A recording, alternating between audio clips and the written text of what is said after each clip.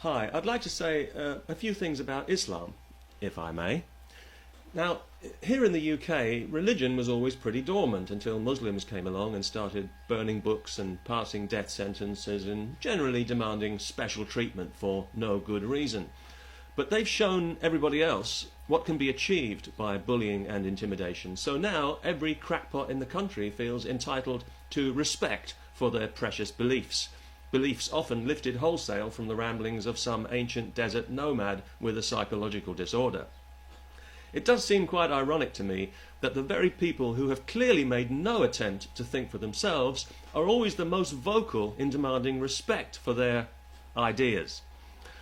But some Muslims go further than this and claim that they are being victimized in British society. But I don't really believe that's true. I do think a lot of people are getting fed up with hearing about Muslims all the time, and they wish that Muslims would just shut up and get on with their lives instead of constantly bellyaching about nothing, but that's not the same as being victimized.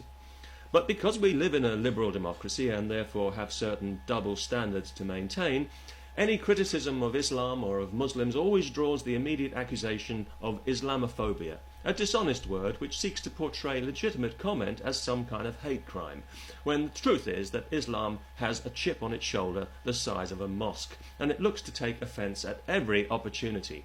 Some Muslims, it seems, are almost permanently offended about something or other, and yet you never hear a peep out of any of these people when some young Muslim girl is murdered for bringing dishonour upon her insane family. Suddenly, everyone's looking at the floor then. They keep telling us that Islam is a religion of peace, but all the evidence points to a religion of war. Its holy book urges Muslims to conquer the world and subjugate everyone to the rule of God. If Islam had its way, elections would become a thing of the past, and the rest of us would be living in the past for the foreseeable future.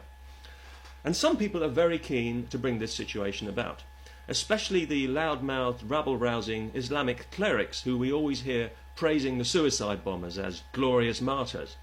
And yet, curiously, you never hear about any of these enthusiasts blowing themselves up for the glory of God. They're always very keen to delegate that particular honour.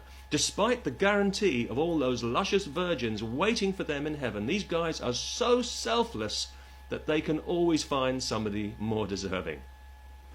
Now, of course, the whole 72 virgins scenario has become something of a comedy staple, and with good reason. But it does have one serious problem, and that is that the virgins are likely to be good, wholesome Islamic virgins because there won't be any infidel riffraff in heaven. So, presumably they'll have brothers and cousins and uncles who are all determined to defend their honour by killing anyone who makes eye contact with them. They haven't really thought this whole thing through, it seems to me. For this, they blow themselves up.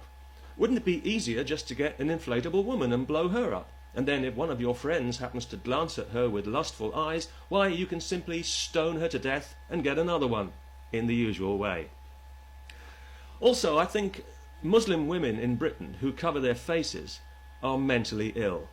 Now, I realise that in some parts of the world women don't actually have any choice in this matter, governed as they are by primitive pigs whose only achievement in life is to be born with a penis in one hand and a Quran in the other. But it just seems to me that if God had intended you to cover your face, then in his wisdom he would have provided you with a flap of skin for the purpose. Of course, if it gave you any sexual pleasure, it would have to be removed. That goes without saying.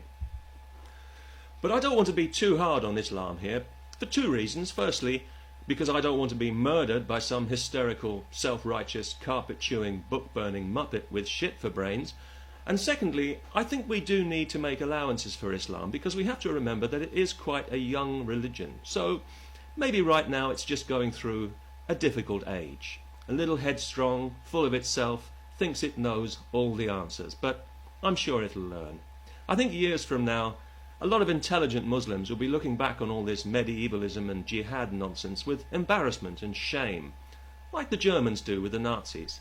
And maybe then we can all have a good laugh about it. But in the meantime, I think that any religion that demands earthly vengeance and retribution for any reason is not really a religion at all, but an illness, and should be treated as such.